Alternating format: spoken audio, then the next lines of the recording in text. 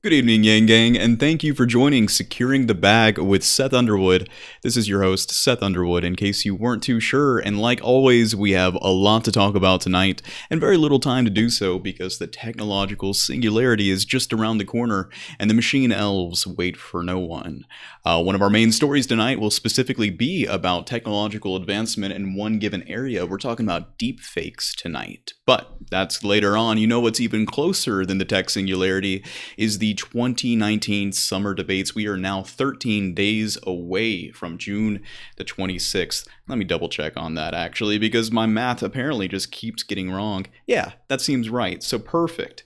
But even closer than those debates is Monday. Next Monday on June the 17th, we are having the Poor People's Campaign Poor People's Forum, which is going to have all of the hard hitters, including Joe Biden. He's actually going to make it to this.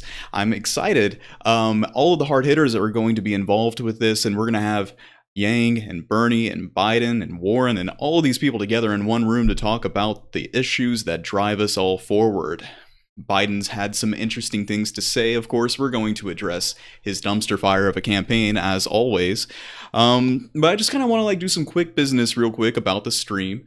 I gotta say, I'm not sure how things are going to go tonight. I've been feeling a little bit off today. I don't know what it is. Maybe something about the pollen outside. But we're just going to kind of chug along here and see how it goes. We all have these days. I was actually kind of thinking that I might push off the live stream for tonight. But then I thought, no, I don't want to pull a Biden.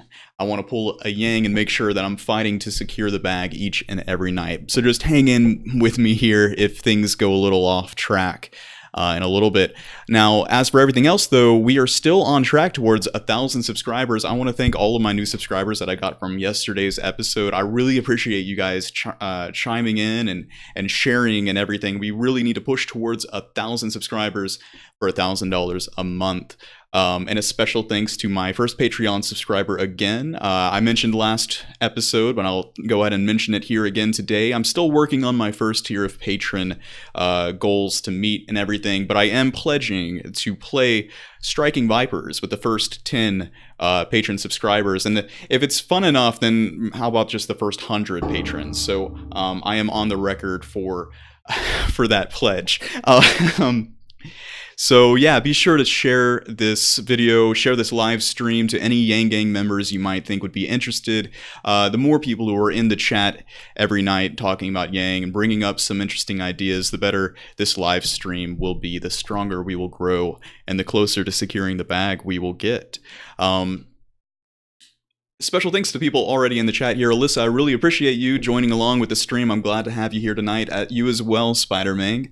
No doubt, Seth, Joe Biden's campaign is cracking me up. Yeah, it really is just entertaining, you know. I've gone from being, perplexed as to how he's got the support that he has gotten, and then just, I'm not necessarily really worried because he seems to be just doing a fantastic job of sabotaging his own campaign every time that he opens his mouth. So yeah, let's just go ahead and talk about that. He came out, I think probably today, and he said, you know what, when I'm in the presidency, I'm going to work towards curing cancer. I actually don't know the context of what he said or how he said this, but that's a real courageous take, Biden.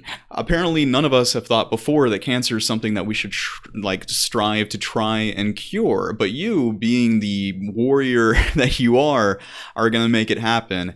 But again, he has no sympathy for you if you are a loved one of someone who might, be dealing with the health consequences of cancer. If you wanted to stay and take care of that family member, he doesn't think that you should, quote unquote, get anything for free. So again, who is really the person that you would want to vote for if cancer is a item on your list to address? I think Yang wins that spot as well. Obviously, we want cancer to be cured, Biden. Great job, as always. On the menu tonight, we've got a lot to talk about. We're going to be speaking about deepfakes, obviously. We're going to be talking about some tariff threats on Mexico, because there's just some things. I don't want to get too much into the current, administration news and everything, but if it can be talked about from a perspective dealing with Yang, then I'll do it, and that's the case tonight. We've got the... it looks like the military-industrial complex is ramping up its engine, and every time that I see that happening, I always try to go and look at the economic state of the United States, because it seems like the two are correlated in many ways, and indeed there are some worrying trends in the job market that we're going to speak about. Numbers go up, numbers go down, so who knows exactly what's going on tonight. It does look like the gates are officially closed for the 2019 summer Democratic debates. We're going to go ahead and just talk about who is going to be in attendance real quick. We have Senator Michael Bennet from, he's a Democrat from Colorado, former Vice President Joe Biden, Senator Cory Booker from New Jersey, South Bend, Indiana, Mayor Pete Buttigieg, Mayor Pete, former HUD Secretary Julian Castro. Is it Julian or Juli? I really want to make sure that I'm pronouncing these names right. New York City Mayor Bill de Blasio, former Representative John Delaney, Representative Tulsi Gabbard, Senator Kirsten Gillibrand, Senator Kamala Harris, former Colorado Governor John Hickenlooper, Washington Governor Jay Inslee, Senator Amy Klobuchar, former Representative Beto O'Rourke, Representative Tim Ryan, Senator Bernie Sanders, and Senator Elizabeth Warren, activist Marianne Williamson. I'm pretty glad to see that she made all of the goals that she needed to, and entrepreneur Andrew Yang, of course. That was in alphabetical order. I don't think that they were throwing shade on him there. So we've got a stacked debate coming up. But as I said, I think that the thing to really look forward to is what is taking place on Monday. It's going to be where Yang's got the most time to shine, I hope. Depending on the fairness of whoever is who's got the mic on that day. O'Malley's Seth is smart, cat, and his voice is both silky and crispy at the same time. Bro crush. Thank you. Yeah, I do agree. I believe you're right the first time. The J sounds like an H. Okay, thank you. Perfect. Because that's how I've been saying it. But it's like one of those things where if you pronounce it that way and that's not how it sounds, then you just come off as like really... I don't know what the word is, probably racist in some way. So, Julian Castro, I'll remember that and make sure to get that right going forward. So let's just dive into kind of these first itemized parts here. We've got the tariff threats on Mexico. And what we're talking about here, of course, what Andrew Yang says is we can feud with Mexico and immigration and all of these things, but building a wall on the southern border is not going to stop robots from taking your job. And it appears here that, where are we?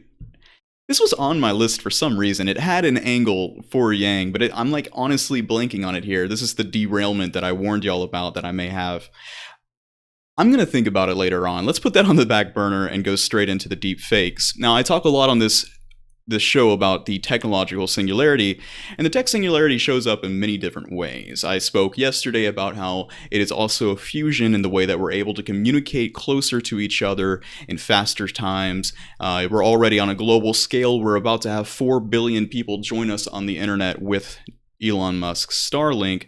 But another sign of the technological singularity is how recursive software is being introduced. This is one of the things that I like to talk about when people will say, oh yeah, well, Andrew Yang's bringing up all of these worries about automation and technological displacement, but we've already been through an industrial revolution.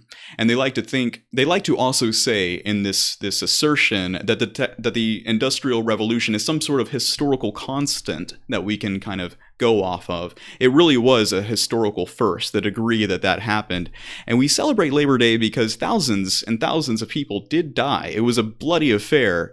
And what we are dealing with now is 4 to 5 times the pace, the scale of that entire era. So we want to be proactive about this, even if we do wind up replacing all the jobs disrupted on like a multiple scale. We want to make sure that we can do that transition as cushiony as possible. But the thing is that in the Industrial Revolution, that was a automation by hardware. Let's just say that farm hands are being automated by the plow. Well, you now have to go and get materials dug up from the earth, build a factory by which you're making these plows, and you still need a human operator behind the wheel of that plow, or tractor, should I say. So that's hardware. Software is a unique thing in that it is just ones and zeros. ones and zeros aren't really, they don't take up the kind of space that the type of materials that a plow would. So it's able to be replicated for zero cost. I can download Facebook, you can download Facebook. I can download Netflix, you can download Netflix for zero cost, other than the subscription cost. Pennies, very, very, very small. And you can go through and get rid of Blockbuster, because that is what Netflix did. Get rid of hundreds of thousands of jobs. Netflix employs, 4,600 last I saw. I may be wrong on that number, don't quote me on that. So you can see that software is an entirely different beast altogether. It doesn't necessarily require the kind of infrastructure that the Industrial Revolution came with. You don't have to build factories. You build one office in Silicon Valley and you have a team of engineers, and if you ever need to troubleshoot that software, that team of engineers can pretty much get it covered. So what we're talking about now is that software has gone through different phases since its introduction. Its most recent kind of big evolution is in what we call machine learning. And I'm just going to go ahead and cover these basics for anyone who may not know why this is so important to discuss. Andrew Yang talks all the time about artificial intelligence, but artificial intelligence really is a misnomer. What we're dealing with first and foremost is machine learning. And what this is the process of taking massive amounts of data sets and feeding them into an algorithm which then grades itself off of a I'm not a computer engineer, so please bear with me here, but it essentially just, it is trial and what's that phrase, error, and you're learning from your mistakes over and over and over on a scale of millions of computations. You let this machine just run overnight, and in a couple of days it's gotten so good at whatever task you're trying to make it do that it suddenly is better, in this state, and it's easily replicated for zero cost. So this is how self-driving cars are performing. And once you get these massive amount of data sets, you're able to put them through machine learning. And this is also the same thing. I'm tying this in with deepfakes. Believe me, stay with me here. Going off on some tangents. And you're able to just completely disrupt industries at that level. So I also have talked about the data dividend, how the freedom dividend is ingrained in the data that is taken from all of us. And if you think about with Uber, they're currently coding their self-driving cars through the Uber app. Every single time that you log in, it's reading the analytics. What's the kind of demand? How many people are calling Ubers here at 5 o'clock? And what's the area that they're in? What's traffic like? How long does it take to get from point A to point B? How many pedestrians may they have run into? I don't know if it measures pedestrians yet. And then all of this data, massive amounts of data, is then fed into machine learning algorithms that they're coding into the self-driving vehicles that will replace the drivers behind the wheel currently. So, we are replacing ourselves by allowing our data to be put out there. And that's why there is a moral, ethical, economic justification for a data dividend, which is returned to us as economic actors in this economy. But going forward, how does this affect deepfakes? Why are deepfakes important? Well, today there was a House hearing on the phenomenon of deepfakes. And basically what this is using, let's see here, using massive amounts of data sets, visual data sets, to go through and come up with manipulated images and videos of real people saying things and doing things that they never actually have done. And it's impossible for us as humans to tell that this image is fake. So real quick, this obviously presents quite a few problems. What happens when all of a sudden deepfake is, put out there of Andrew Yang saying something incredibly racist, or saying something, completely justifying or vindicating the people who are calling him a champion of the alt-right? That's a big issue, because things just go viral with very little oversight on the internet. We have seen this effect. The hive mind that is the internet is it's a very interesting beast. And it's just why I want to talk about this is because Andrew Yang is the type of candidate we need running for office because he is so technocratically or technologically centered. He has such, forward-thinking policies and ideas, and he comes from this, yes, as someone who understands Silicon Valley, but that's not a bad thing. That is what we need, right? I mean, I like to talk about how in the early 2000s there was a CIA director who came out and said, yeah, I don't use email because I don't understand it. These are the people who are running our government right now, are people who are technologically impaired. It's just absolutely insane. So we need someone like Andrew Yang to come through. And this quote right here is just detailing exactly what I'm saying. Clint Watts of the Foreign Policy Research Institute said that politicians need to work to rapidly refute smears that are presented in any deepfake videos shared online. He noted that can be done in a partnership with social media companies. Watts also suggested that the government continues its efforts to impose strict sanctions around troll farms, similarly in the wake of the 2016 Russian interference campaign. This is also a little, earlier today, Trump actually said that he would be willing to take data from foreign agents. So this is a bit of an issue. He's kind of, giving the green light for this type of interference to occur in the rhetoric that he's using. And we don't really want that because we're not prepared to deal with it.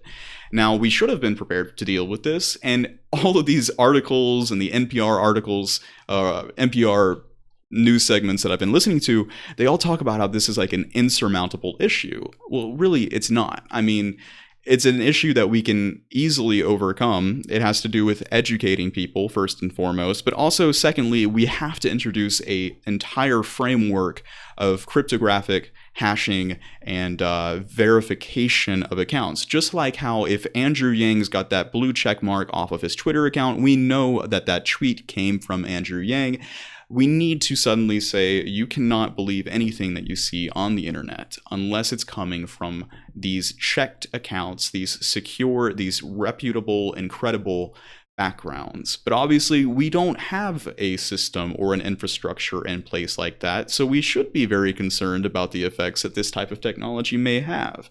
And Andrew Yang is the only candidate who has come through and said, yes, we need to have forward-thinking proposals about this, specifically his proposal for introducing a regulatory framework for blockchain technology. And I understand that, some will say that's not what blockchain is for. Blockchain is deregulated. Understandably so, but there are ways of having blockchain technology outside of Bitcoin and using it in a regulatory manner to address these kinds of issues. So through blockchain, you can do things such as allowing secure voting to happen through these types of hashing algorithms. And what is Joe Biden going to be able to do other than, he's obviously going to probably get some lobbyists in who know more about it than he does, because I guarantee you Joe Biden doesn't know the first thing about machine learning. He doesn't know the first thing about these types of 21st century problems. We don't need Joe Biden in, we shouldn't be talking about, oh, how are we going to beat Trump? We should be talking about, oh, how are we going to deal with the technological singularity that is at our doorstep and constantly changing reality around us in ways that are this leverage of the scarcity mindset. This is what Yang is talking about. All of our attention is being put on the wrong things. Life is getting a little bit wonky, a little bit, clown world because of the rapid pace of technological progress. Let's just see what you guys are saying real quick. I love that Yang is so forward thinking. That's my number one thing. If you've read The War on Normal People, he goes through and talks about all of these things.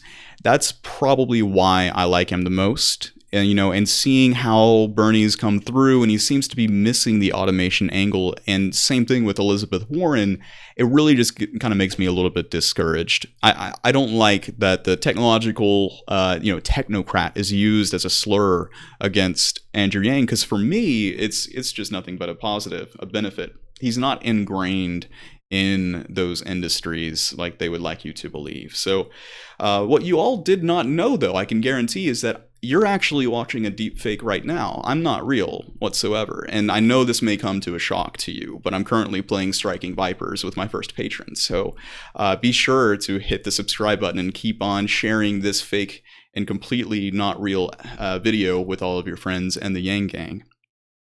All right, now with that out of the way, let's just kind of move on to the next bit of information. Obviously, deepfakes are a little bit scary, but with any technology, there's also great types of utilizations for it. I'm thinking, for instance, this could be used by independent filmmakers who can't afford the price of the most, high-tier A-list actors.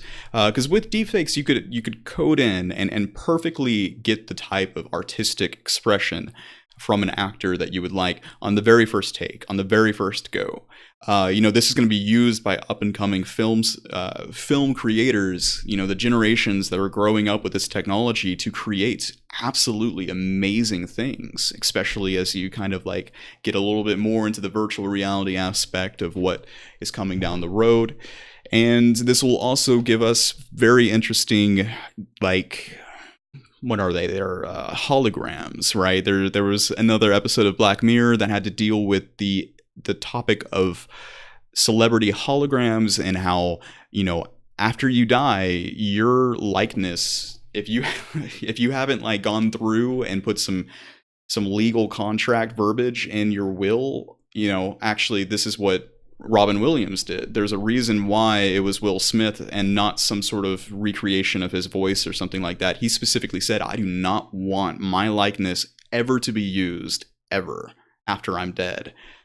So we'll never see a hologram of Robin Williams, I don't think, unless there's some sort of time limit on that. So Yang, that's another point, is that he is actually thinking of, there's a question of this, is this a good or a bad idea of making a hologram of himself and then putting it on the back of a large van or something like that and driving around Iowa so that he can hold rallies but also be two places at one time. It might scare some of the boomers, so that might not be a great idea, but he is, like we're saying, extremely forward thinking. I love that idea. That would get me to vote for him, obviously, but I'm a millennial, so what do I know? So let's take a look here. Let's move on. Enough about deepfakes. We'll talk about that later, I'm sure. So as I said, also, we've got the ramping up of the military-industrial complex. Earlier today, there seems to be some kind of tension that was happening in the Gulf of Oman. Secretary of State Mike Pompeo blamed Iran for a blatant assault on two ships in the Gulf of Oman earlier today, and said that the United States would defend itself and its allies against Iran's action in the region. So it's no it's no secret that Mike Bolton, or John Bolton, excuse me, what is John Bolton? He's I'm blanking, man. Foreign, you know what I'm saying. He's a warhawk, and he's been dying to get us to invade Iran for so long. And of course, the people aren't having it because we're still 18, 19 years deep into a never-ending war, and they're still just itching to get into a new one. And like I said, every single time that I see ramping up of this type, I tend to look towards economic news, and sure enough, from CNBC today, a Morgan Stanley economic indicator just suffered a record collapse. The Morgan Stanley Business Conditions Index fell by 32 points in June to a level of 13 from a level of 45 in May. This drop is the largest one-month decline on record. This decline shows a sharp deterioration in sentiment this month that was broad-based across sectors. Economic Ellen Zettner said in a note to clients on Thursday, every sub-index of the business conditions composite fell in June except for the credit condition category, which is consistent with the recent easing in broad financial conditions, Zettner said. It's all fake speech. What are they talking about? Obviously, they're saying, this happened before, right around the economic depression. These numbers are bad. These numbers mean, bad numbers, not good. like I said before, numbers go up and down, but what I was most interested in overall were the numbers in jobs specifically. Because although we see fluctuations all the time and they're used to get our anxieties up about this and that, the kind of trends that Yang brings up are on a macro timeline that show the overall devaluation of human labor and overall displacement of work. They seem to continue to be going on here. So fears of a possible economic shutdown were raised last week after a much worse than expected jobs report. The economy added just 75,000 jobs in May, according to the Labor Department last Friday. A report Thursday showed a spike in jobless claims last week. Manufacturing activity last month grew at the slowest pace in 2 years. And then they go on and talk about the worrying trade deals and tariffs, but this was actually before all of the things that we've been seeing in the news about Trump's threats against Mexico. So one of the things that I'm concerned about is that if these economic indicators are indicative of an economic slowdown, then that's when we will see the true effects of the most recent economic activity that's happened since 2008 really come to bear. Because as I've explained before, you don't see the jobs return after companies and industries really tighten their belts. So whatever effect that's been happening on retail is going to get even worse in the coming months if we do enter into a recession. And, that's just not a very good thing at all. I'm hoping that doesn't happen for many, many reasons, but the trend just continues downward. It goes up and everyone says, everything's fine. You get Elizabeth Warren coming out and say automation's not the issue. And if you've read The War on Normal People, you'll just know that we're expecting to see much, much more of this kind of news. It's a sad affair, absolutely. We got to get Yang into office immediately. And he's been making some tweets today that I wanted to kind of talk about. There's every now and then he'll make a tweet that gets the attention for all the wrong reasons. And I'm afraid that today is one of those days, but he's also made up for it with some obviously better tweets here. We've got, let me see here. He tweeted out this graphic showing Trump at this time in 2015 polling at 2% nationally. That's another news item here. Yang is polling in the summer of 2019 at 2% nationally. That's an Economist, YouGov versus Real Clear Politics. So, there's going to be a variation here or there. But as I've said before, we are on track, ahead of schedule. We're right where we need to be. We're going to see the momentum really start to pick up on Monday. And then, of course, on June the 26th, that's when we're really looking forward to seeing what kind of impact we've got there. We've hit $1,750,000 in donations to the campaign. We really need to get to 3.5 million. So we're about halfway there. If you're not so sure about supporting the Dividend Report in this live stream, I would greatly ask you to support Andrew Yang's campaign if you have not donated this month already. Because either way, I will benefit, you will benefit. We all will benefit. You can donate $1 for a possible return of $1,000 a month for the rest of your life, 2021. Maybe 2022. That's just a very good investment. If you're listening to this, even if you're not entirely in the Yang gang right now, just think about having him on stage to talk about universal basic income in September going forward, especially if you aren't even a fan of the Democratic Party. Give him $1 or $2 just to shake things up, because I know that's what you would like. Let's see here. He also has this tweet from retweet from Cenk Uygur of the Young Turks. Fun prediction, Andrew Yang will move past a lot of the traditional candidates and move into the top 6. I think he's even going to pass Beto O'Rourke. I completely agree, and that's some high praise coming from Cenk. We've also had some recent blue mark notoriety talking about the Yang gang. I think Hannibal Buress, who is a just absolutely hilarious comedian with over 1 million followers, gave a shout out to the Yang gang. And that's honestly faster than I was expecting it to happen. It goes to show what kind of visibility the Maher and Dave Rubin podcasts have done for Yang. And there was another thing. So, all right, specifically, this was what I was wanting to talk about most today. The two different tweets. He tweets one thing that makes me cringe and go, oh, Yang. And then he tweets another thing where I'm like, hell yeah, that's more of what I want to be spoken about. So first, the bad. Imprisoning a former president is the kind of thing that happens in developing countries. America should avoid falling into this pattern if at all possible.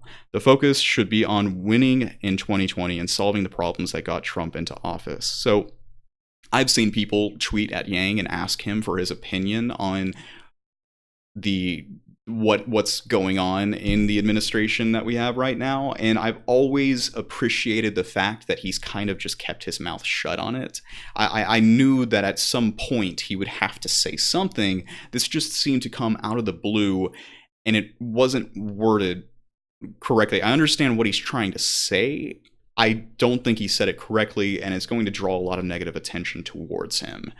So specifically, bringing up, like, this is what happens in developing countries. Well, no, this is what happens when no one is above the law, obviously. Like imprisoning a former president without law and order, yeah, that would happen in a developing authoritarian type of country, banana republic, if you will.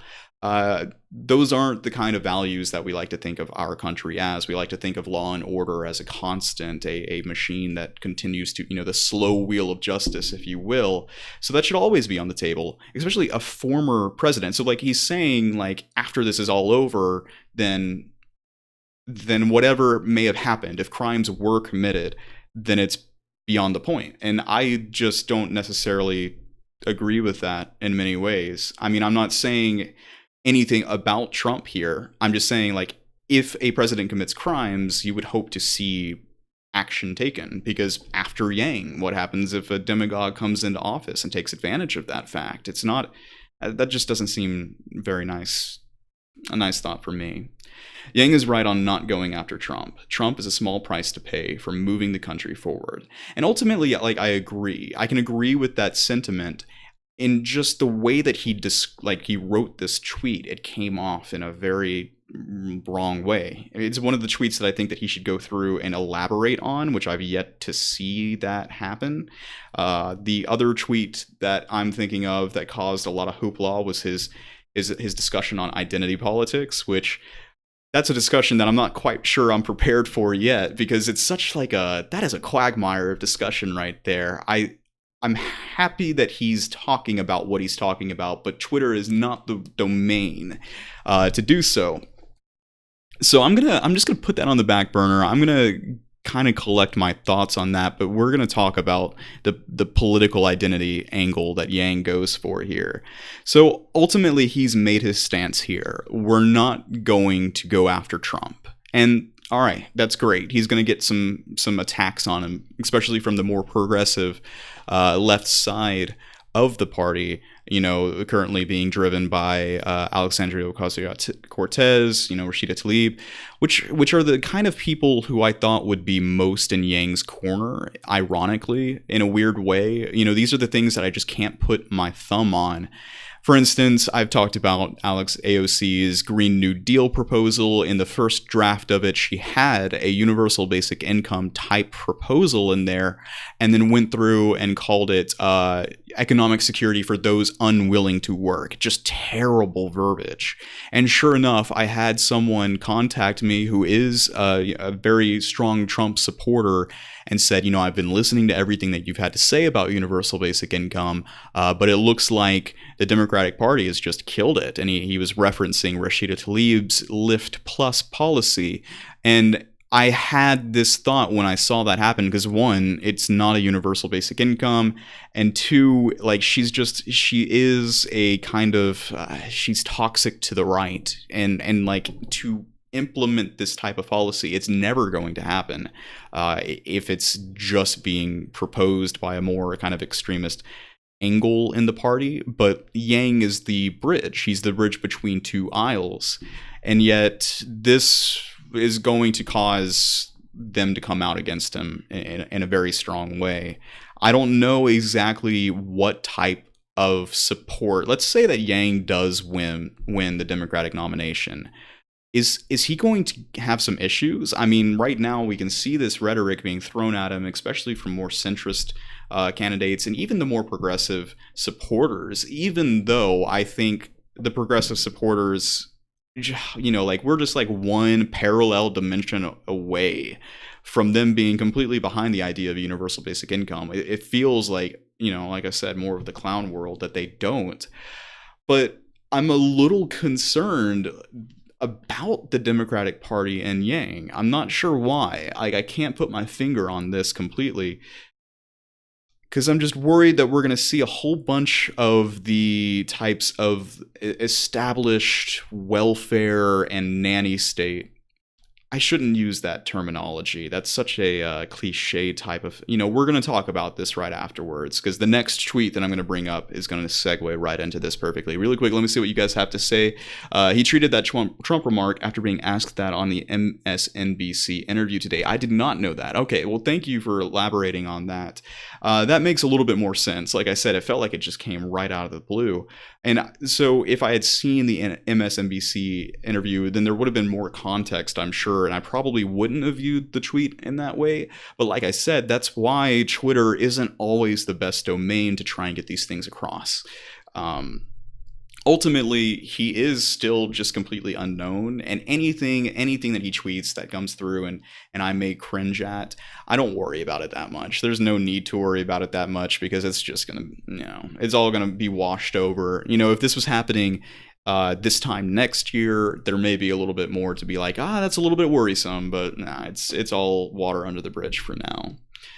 And let's go ahead and just go into this next tweet here. And this is something that I'm gonna briefly discuss it in tonight's episode, but it deserves an entire night to itself. And this has to do with the inefficiencies of our current welfare state. He makes this tweet right after that one. It says, states spend welfare money on a lot of things that are not a direct assistance to families. So obviously I've talked about how, it's very apparent to me that there are very strong weaknesses in our current welfare state. It misses a lot of people, myself included. I am very fit to work by every standards, but my disabilities come through in unvisible ways. And there's the stigma attached and the overall issues of the disincentives to work included with losing benefits over time. And all of these things, to me, are strong enough to say, listen, I think that it's perfectly reasonable to have these two programs not stack. On the same coin, though, I'm perfectly okay with the UBI plus. In fact, I've said before, I wish that, like Bernie Sanders would say, yeah, you know what, Yang, you're right, but we need to go further, and then grab the torch and run further along with it. And I just don't see him doing that. So right now, Yang is the best choice, and in the, I want to say, close to 5 years now that I've been looking at universal basic income as a concept, reading through the studies and seeing the findings, it appears to me that everything points in the direction of this program being dramatically better. Like our current system right now, you can opt out, you can opt in, but it stays. He's not forcing anyone off. The UBI is just put in there, and it immediately is a positive effect to a tremendous degree. But I also know, in saying that I'm not an expert on the welfare system, and I kind of want to hold my tongue every now and then, because there are people a lot closer to the phenomenon. As I've said, I may struggle, but I know that there are a lot of people who are in a far worse off place than I am. But so I'm going to open up the discussion right now. And what I would like from y'all in the chat is to share with me anything that you may know about this specific issue. Am I missing some very drastic things? For instance, I just made a cursory Google search to see, what is the average SNAP benefit? And it appears that the average amount, which that might not be a helpful number whatsoever, is only $133 per month, or it comes out to right around $1.50 per meal. It's extremely low, a little amount. And I don't think that anyone would be remiss to say, on the left, yeah, we need to bolster these systems. I'm sure there's a lot of people who would say that. But again, even if you did bolster the system, if you try to find work, those benefits go away. So that's not great at all. So immediately, if 133% is the average payout of SNAP benefits, and let's say you're only receiving SNAP, then a universal basic income is like 7.5 times the type of economic, power being given to you. It seems just incredibly better than most of the benefits. Another search came up with the number of around 17,000 is the average amount per year that someone on benefits in the United States will get overall. So yeah, if that's the average amount, then 12,000 a year, you're sacrificing a bit of moolah. However, what are you gaining in response? You're gaining, independence. You're gaining the ability to find new work and not have that money taken away from you. So the question of, is this going to be a massive problem? What seems clear to me is that there are more people who are missed by the safety net than are helped by it. And that seems very clear from this article written by the wonderful Scott Santens, probably the most powerful voice that the universal basic income movement has. I'm going to read a little bit from his article here. And he's got here, essentially, block grants are being given to states by the federal government to spend on their populations living in poverty, and the states, free to use the money as they please, aren't using the bulk of that money on those in poverty. They are instead trying as hard as they can to not spend the money, so they can treat it basically as profit for other expenditures instead.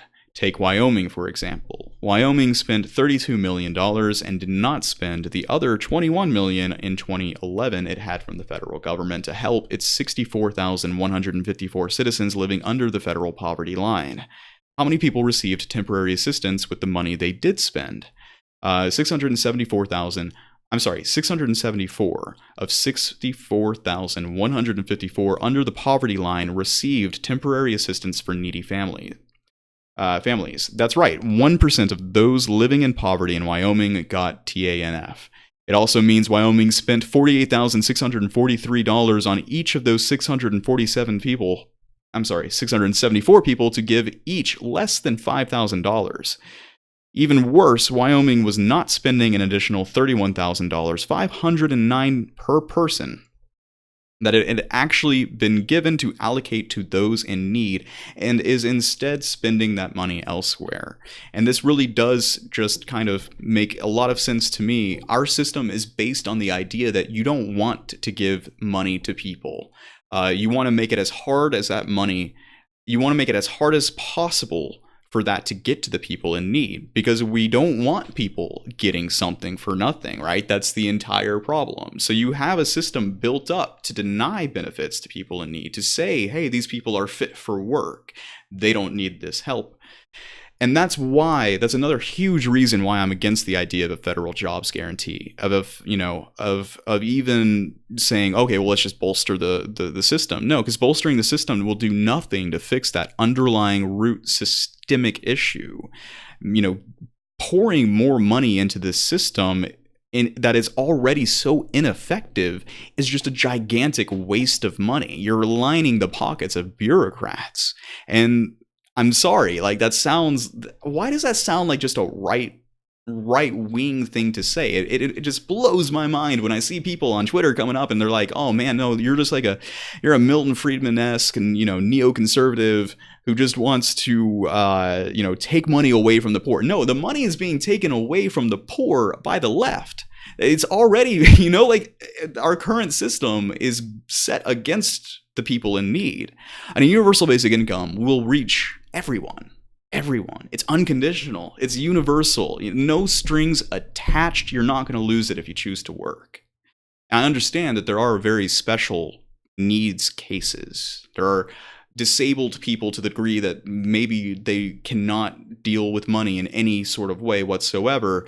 And someone was bringing that up to me in a Twitter conversation as a big issue. And I was saying, if they don't have the agency to use money in a way, first and foremost, on their basic needs, I don't think we could believe they would have the agency to switch over, to opt into a universal basic income. I'm imagining that this group of people are probably cognitively disabled to a degree that they just may not know what's best for them. They already have someone who's holding their hand along the way.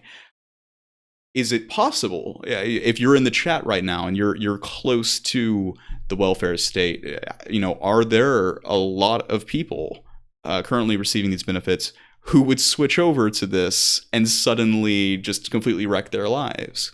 One of the things that I've said, which can come off a little bit unempathetic, is that, so what if people spend all of their money on drugs and alcohol? If they're on the street and they come up for you for money, you'll now have the ability to say, where did you spend your $1,000, right? And in that way, the people who are truly needy are no longer obfuscated and thrown into the mix of people who are really down on their luck. And in that way, we could target with specialized care in a way that's more overall effective, especially with more savings that we have from how these numbers are pointing out, the savings that we get from actually getting the money to the people who need it and no longer lining these bureaucratic office administrations. But maybe that's coming from a completely unrealistic perspective. I'll allow that. I'm open to definitely changing my mind on things, but I really do think for the vast majority of things, there's outliers in any data set. There's any issues that will pop up with every solution that you throw at something, but I think overall, it's undoubtable to me, it's unarguable to me that a universal basic income is the most impactful type of policy program that you can do in order to help the most amount of people. According to this article, and when it comes to TANF, only 23 out of 100 people get the assistance that they need. Only 23. And it kind of infuriates me to think that you've got people who are saying, well, no, if those 23 people can't also opt in, the 23 people who are also who are already getting help, if they can't also opt in, well then I'm sorry, but we can't help out those other 67 people. 67? I'm terrible with math. I'm going to totally get that wrong, right? That seems to be the argument in many of these threads. And they don't go through and consider all of the transformative effects that UBI causes, but you can't help those 63 other people, 67 other people, because we have to make sure that those 23 get even more, the ones that are already helping, and these 23 in that system is so ineffective. It's bleeding the taxpayers dry. I'm going to take a quick look and just see what you guys are saying here. That's an excellent point. The freedom dividend is like shedding a light on human psychology. Yeah, precisely. I love the conversation about the scarcity mindset. And I mean, I don't think that I can talk about it enough, is like we are driven to make poor decisions based on the system that we are set up in. Basic personal finance is not a natural human mindset. And that's why, Yang's coming through with a policy to address that, to say, hey, yeah, we're going to provide free financial counseling to every American. Like, that's powerful. Like, that's the type of stuff right there. Holy crap. I love his policy page, man. It gets me just, when I get on that policy page, it's like a cool summer breeze. Some people think that kudzu is like a gross plant, but I was walking around my apartment complex today thinking of the show and everything, and just looking at there's this Jurassic Park kind of like ravine, and this kudzu's just breezing through, and all of these little green leaves are rippling through, and that's exactly how it feels to get onto Andrew Yang's policy page. Just a cacophony of reason and logic. And securing the bag. Ooh, I can't wait. It's just gonna be so great. I really do feel like this movement is bringing us places. Yang has this in the bag. The only thing we have to worry about at this point are shenanigans. And they will, I believe. So, like I said, I'm going to spend a lot more time talking about the inefficiencies of our current welfare system, because it doesn't end here. I know. We need to agree. That's the thing. We should all come together and agree that the point is to help as many people as we can. That's the point of the universal basic income. So I hate the type of disingenuousness that people are throwing at Yang to say, oh no, this is being set up in a way to actually harm the people who need it most. I think the people who need it most get no help at all. The help that they do get, though, it's proven to be inefficient. And human psychology proves that. So let me see here. Where are we right now? It is 45 after. All right. You know, the show's kind of wrapping up here at the end. If you guys have anything you want me to talk about here, anything in the news that I may have missed, I'm going to take a quick look over my show notes here. Because, you know, like I said, I feel like I'm missing some things here. Jobless claims, Yang's tweets about charging the president, welfare, Biden's remarks about curing cancer, absolutely ridiculous. Yeah, let me see. All right, well, I think that might just about do it. I am thinking that tonight may be the first night that I move over towards a like a separate gaming channel as well. I'll do it just on Twitch. Doesn't really make sense to do it on YouTube. If y'all are interested, I'll probably add a link to my Twitter account and maybe do that later tonight. I'm not entirely sure. There's some things that I might have to get taken care of. Y'all just let me know exactly, you know, what's going on with Yang. And thank you very much for joining along with Securing the Bag with Seth Underwood. Yang Gang, we are going to secure that bag. Perfect. Yeah. See, I love Twitch. All right, that's it. We're going to do it. Great. Just check my Twitter and I will be live probably in an hour or so. All right. Thanks so much, guys. Take it easy. Have a good night.